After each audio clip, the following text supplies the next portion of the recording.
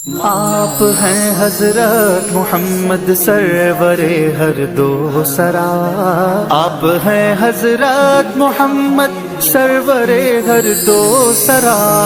آپ ہیں عرب و عجم جن و بشر کے پیشوا، آپ پر لاکھوں درود اور آپ پر لاکھوں سلام۔ بسم اللہ الرحمن الرحیم۔ قصیدہ بانِ سعاد کے شعر نمبر 57 میں خوش آمدید۔ اس شعر میں بھی سابقہ اشعار کی طرح نبی کریم صلی اللہ علیہ وسلم کے صحابہ کرام کی تعریف اور مدح کی جا رہی ہے۔ عبارت دیکھ لیں، ترجمہ کرتے ہیں، پھر آخر میں تشریح کرتے ہیں۔ لا یفرحون اذا نالت رماحهم قوما ولیسوا مجازعا اذا نیلوا۔ ترجمہ دیکھ لیں، وہ صحابہ ایسے عالی ظرف والے ہیں کہ جب ان کے نیزے کسی دشمن قوم کو پا لیتے ہیں تو وہ کم ظرفوں کی طرح خوشیاں نہیں مناتے ہیں، اور اگر وہ دشمن سے مغلوب ہو جائیں تو پھر گھبراتے بھی نہیں ہیں۔ یہ ترجمہ ایک ایک لفظ دیکھ لیتے ہیں۔ آگے لا یفرحون، یہ فرح سے فرح کہتے ہیں خوشی کو، تو لا یفرحون کا مطلب ہے خوش نہیں ہوتے۔ اذا اس کا مطلب ہوتا ہے جب، نالت اس کا مطلب ہوتا ہے ملنا، جب ملتے ہیں، رماح یہ کہتے ہیں نیزوں کو، ہم ان کے یعنی وہ جو صحابہ ہیں جب ان کے نیزے دشمن کو پا لیتے ہیں، وہ آگے آ بھی رہا ہے، قومن ایک جماعت کو، قوم سے مراد کیا ہے؟ دشمن قوم، یعنی جب ان کے نیزے دشمن کو پا لیتے ہیں، دشمن کو زخمی کر دیتے ہیں، قتل کر دیتے ہیں، تو وہ کم ظرفوں کی طرح بہت زیادہ خوشیاں نہیں مناتے ہیں۔ مطلب کہنے کا یہ ہے کہ صحابہ عالی ظرف کے مالک ہیں۔ ولیسو، اور ایسا بھی نہیں ہے، اس کا مطلب ہوتا ہے نہیں ہے۔ مجازع، یہ جو مجازع ہے یہ جمع ہے مجزاع کی، اور اس کا مطلب ہوتا ہے بہت زیادہ ڈرنا، گھبرانا، بے صبر ہونا۔ مطلب یہ کہ صحابہ جو ہیں وہ بے صبر بھی نہیں ہوتے ہیں۔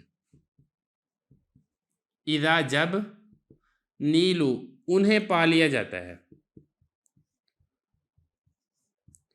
مطلب یہ کہ جب دشمن ہیں ان کے اوپر حملہ کر کے صحابہ کرام کو مغلوب کر دیتے ہیں، مطلب ان کو زخمی کر دیتے ہیں یا ان کو قتل کر دیتے ہیں، تو اس وقت وہ راہ خدا میں بڑی ہمت اور مردانگی اور بہادری سے اس چیز کو برداشت کرتے ہیں۔ مطلب یہ کہ جزا فضا نہیں کرتے کہ تھوڑی سی تکلیف کے اوپر بہت زیادہ بے صبرہ ہو کر واویلا بھی نہیں مچاتے ہیں۔ تو یہ دو صفات ہیں صحابہ کرام کی جو کہ انتہائی اعلی صفات ہیں، اس شعر کے اندر بیان کی جا رہی ہیں۔ شعر نمبر 58 میں بھی شاعر کعب بن زہیر رضی اللہ عنہ صحابہ کرام کی تعریف کر رہے ہیں۔ یمشون مشی الجمال الزہر یعصمہم ضرب اذا عرض السود التنابیل۔ ترجمہ دیکھ لیں، صحابہ کرام جنگ کی جانب ایسے تیز رفتاری کے ساتھ چلتے ہیں جیسا کہ سفید رنگ کے اونٹ چلتے ہیں، اور جنگ میں ان کو تلوار کی ضرب ان کی حفاظت کرتی ہے، جبکہ سیاہ رنگ کے چھوٹے قد والے لوگ بھاگ جاتے ہیں۔ اس کا ترجمہ ایک ایک لفظ کا ترجمہ کر لیتے ہیں، پھر اس کی تشریح کرتے ہیں۔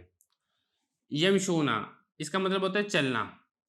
یعنی یہ جو صحابہ کرام ہیں یہ جنگ کی جانب بڑی تیزی کے ساتھ اور بہادری کے ساتھ چلتے ہیں۔ مش اس کا مطلب بھی چلنا ہی ہے، اور جمال یہ جمل کی جمع اونٹ کو کہتے ہیں، اور زہر سفید اونٹ۔ تو یہ جو سفید قسم کے اونٹ ہوتے تھے، سفید رنگ والے اونٹ، ان کی چال بڑی مستانہ ہوتی تھی، بڑی تیزی کے ساتھ اور خوبصورت چال کے ساتھ یہ چلتے تھے۔ تو صحابہ کرام کے چلنے کو تشبیہ دی جا رہی ہے سفید رنگ کے اونٹوں کے چلنے کے ساتھ۔ یاسمو اس کا مطلب ہوتا ہے بچانا، یعنی صحابہ کرام ان کو بچاتی ہے۔ یہ جو ہم ہے اس کا مطلب ہے صحابہ، یہ ضمیر ہے جو صحابہ کی طرف لوٹ رہی ہے، صحابہ کو بچاتی ہے۔ کیا بچاتی ہے؟ ضرب سے مراد ہے ضرب شمشیر، یعنی تلوار کی ضرب بچاتی ہے، یعنی جنگ کے اندر جب دشمن ان کے مقابلے میں آتا ہے تو یہ اپنی تلوار کی ضرب سے اپنی حفاظت کرتے ہیں اور دشمن کو مارتے ہیں۔ اذا جب، اردا بھاگتے ہیں، اسود یہ اسود کی جمع، اس کا مطلب ہوتا ہے سیاہ، التنابیل یہ تنبال کی جمع ہے، اس کا مطلب ہوتا ہے کوتاہ قد، چھوٹے قد والے لوگ۔ جب چھوٹے قد والے لوگ جنگ سے بھاگ جاتے ہیں تو پھر اس وقت جو صحابہ کرام ہیں وہ اپنی بہادری کے ذریعے سے اور اپنی تلوار کے ذریعے سے اپنی حفاظت کرتے ہیں۔ اچھا، اب اس کی جو تشریح ہے اس کے اندر تھوڑی سی ایک تفصیل ہے، وہ یہ ہے کہ روایت یہ کی جاتی ہے کہ یہاں پر جو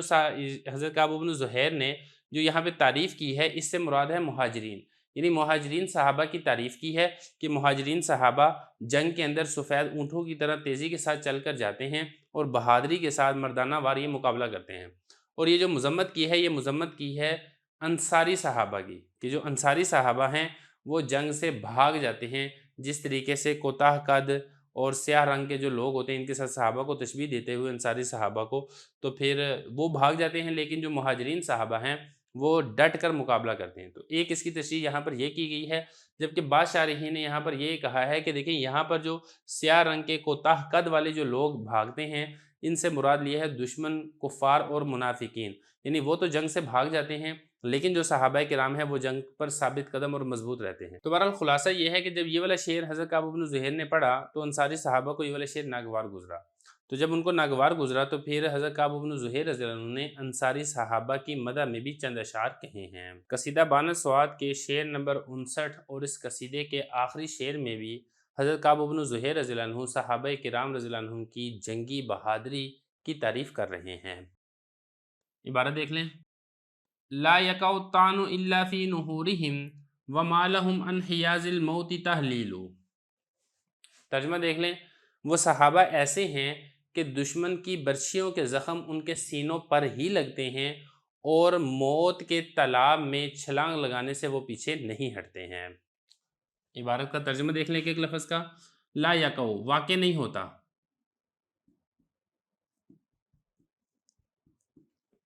الطعن زخم، مطلب یہ کہ زخم نہیں لگتا، الا سوائے، فی میں، نحور یہ نہر کی جمع ہے، سینے کے اوپر والے حصے کو کہتے ہیں، مراد یہ کہ سینہ، یعنی جب دشمن ان کے اوپر زخم لگاتا ہے تو وہ سینے پر ہی زخم لگاتا ہے، ہم ان کے یعنی صحابہ کرام کے، وما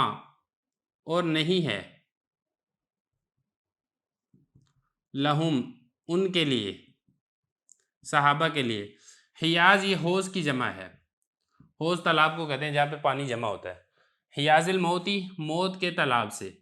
تحلیل، تحلیل کا مطلب ہوتا ہے بھاگنا اور ہٹنا،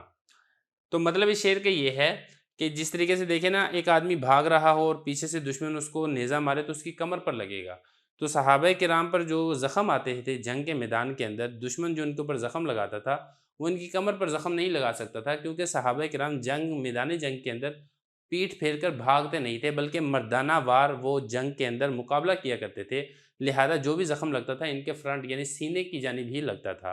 اور یہ موت کے تالاب کے اندر چھلانگ لگانے سے پیچھے نہیں ہٹتے تھے، یعنی ایسا نہیں تھا کہ موت کے ڈر سے یہ بھاگ جائیں یا پیٹھ پھیر جائیں، ایسا نہیں ہوتا تھا، بلکہ یہ شہادت کی طلب کے اندر مردانہ وار میدان جنگ کے اندر مقابلہ کیا کرتے تھے۔ اچھا یہاں پر ایک بات اور آپ سمجھ لیں کہ حاکم اور بہقی نے یہاں پر یہ بھی روایت کیا ہے کہ جب حضرت کعب نے صحابہ کرام رضی اللہ عنہ کی شان کے اندر یہ اشعار پڑھے تو نبی کریم صلی اللہ علیہ وسلم صحابہ کرام کی طرف دیکھنے لگے کہ کعب نے ان کی کیسی سچی تعریف کی ہے۔ تو بہرحال اسی کے ساتھ قصیدہ بانۃ سوات یہاں پر مکمل ہو جاتا ہے۔ اللہ تعالیٰ اس خدمت کو اپنی بارگاہ میں قبول فرمائیں اور اس کے صدقے اور طفیل میں ہمیں نبی کریم صلی اللہ علیہ وسلم کی شفاعت نصیب فرمائیں۔